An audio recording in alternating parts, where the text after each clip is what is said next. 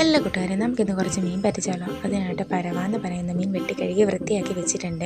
ഇനി ഇതിലേക്ക് ചേർക്കാൻ തേങ്ങ ചിരവിയത്, കൊച്ചുള്ളി, ഇഞ്ചി, പിന്നെ കാന്താരി മുളക്, ഉപ്പ്, ആവശ്യത്തിന് മഞ്ഞൾപ്പൊടിയും കൂടെ ചേർത്ത് നമുക്ക് മിക്സിക്കകത്തിട്ട് ഒന്ന് ക്രഷ് ചെയ്തെടുക്കാം. ഒത്തിരി അരഞ്ഞു പോകരുത് കേട്ടോ.